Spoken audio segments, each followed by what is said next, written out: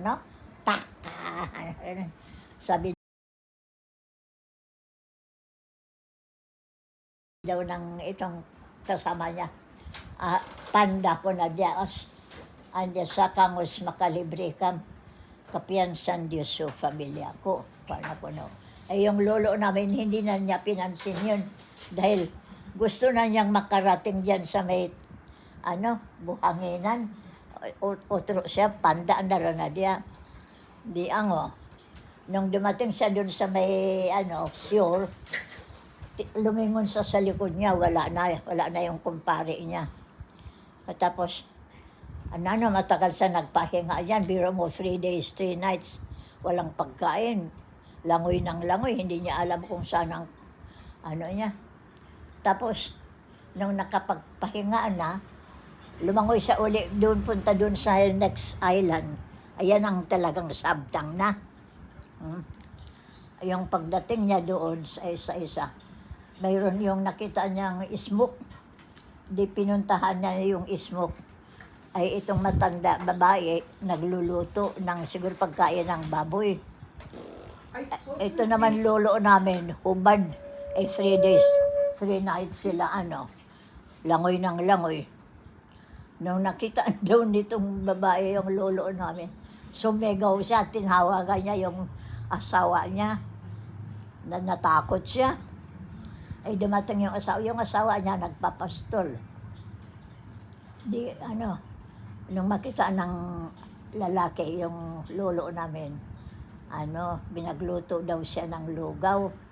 Buti meron silang bigas na nibayo yun. Naglugaw sila. Yung unang binigay, parang isang sandok lang. Sabi daw sa lublob ng lolo namin, napira ko yakanin. Dadwa ko ka silok. Pero ganun, after a while, binigyan siya uli ng mas marami, ng konti. Di kinain niya yon. At tapos, the third time, binigyan na siya ng talagang, malaki lang, lugaw. Ayun, marunong naman yung mag-asawa. Dahil kung bigla binigyan siyang kaagad ng marami, di gutom siya ng ilan araw Bigla kang kumain ng marami, ma-flat ka daw. Ayan, nang naubos na daw yun. Lugaw. Yung mister ng babae, dinala na sa mainland ng Sabtang. Dahil doon sila sa maliit na island. Tapos nang dumating daw sila dyan, nag-ring the bell daw sila para malaman ng bayan yun na mayroon yung nakalibre na ilan araw sa dagat. Tapos dinala na sa mainland ng Batanes. Ayan ang lolo namin. May 3 million pala. Doon sa kabila, anong tawag yan, yung maraming hapon doon. Parati silang dumadaan doon sa daan doon, pero malalim ang dyan, hindi sila makapunta sa amin kagad. Pero sabi ng lolo namin, pag yung mga hapon na bababa dyan sa daan, punta na kayo doon sa mga tunnel, Kung hindi ako umimik, huwag kayong gumalaw dahil malapit sila. Pero kung may sasabihin ako sa inyo, ang ibig sabihin, malayo yung mga hapon. Yan sabi niya.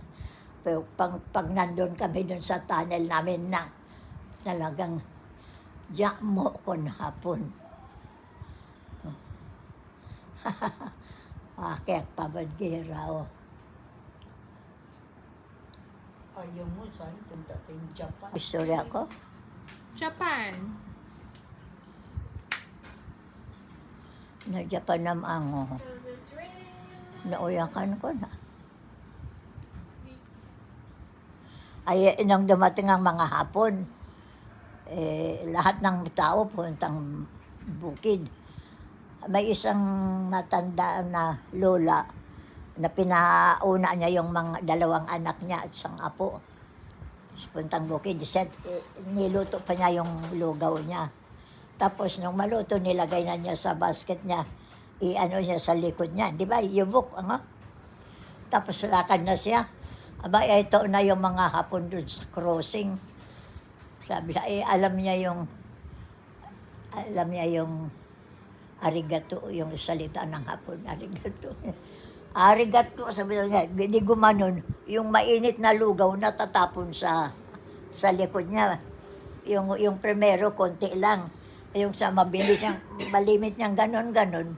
Ayun na, napasok na yung likod niya. Arigato, sabi daw niya, napon saya. Pero yung mama, matandang binata yun, nangungopisina. Nandun na sa bukid, naalala niya yung pera niya, hindi niya nilagay sa bangko. Bumalik sa bayan, kinuha niya yung bulsa niya, puno ng pera. Yung paglabas niya sa daan, ito na yung mga hapon. Tinatanong daw kung ano yung nasa bulsa niya. Ayaw niyang ipakita. Pinatay siya. Ayun, nung dumating ang news yan sa amin sa Tukod, mayroon na silang pinatay na ganon. Ang takot namin. Kung pinakita niya yun, aanhin ng mga hapon yung perang bataan ng Philippines. Ang hirap ng buhay ng hapon. Tapos nung pwede na kaming umuwing magsimba paglinggo. One Sunday, mayroon isang kaibigan namin na si Daling Kalding na ang nanay niya sumama sa amin sa bukid. Pero yung kapatid ng nanay niya na si Domingo Kalding, naiwan sa bayan. Yung isang linggo, umuwi kami magsimba. Nung dumaan kami sa kanila, patay na siya.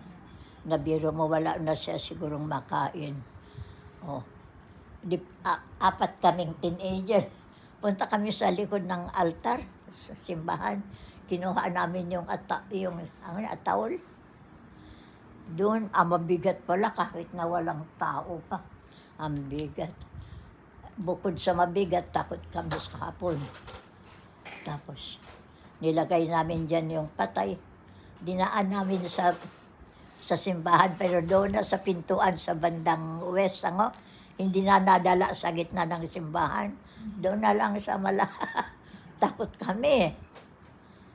Tapos, kanya-kanya kami magdasal ng kung ano-ano. Tapos, dinala na namin sa sementeryo. Nung dumating kami doon, mayroon 2 mamang naghuhukay. Hindi namin tinanong kung ilagay itong doon sa hinuhukay nila. Basta baba namin dyan yung patay sa tabi nila. At umalis na kami. Binalik namin sa likod ng altar yung ataol. Tapos takbo na kami puntang bukid. Susmuapo. Ang hirap ng panahon ng hapon. Pero nang matagal, mabait naman yung hapon, yung mabait sila.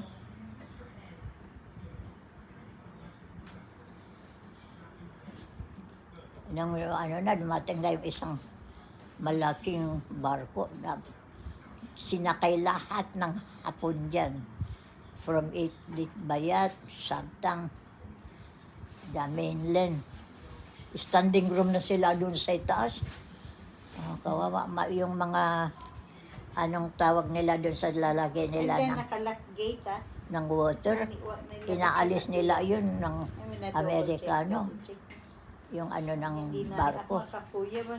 Para siksikan sila dyan. Nakatayo na sila. Mabuti pa yung nasa ibaba, nakaupo. Yung iba, tayo na. Takot sila, akala daw nila kung anong gawin sa kanila.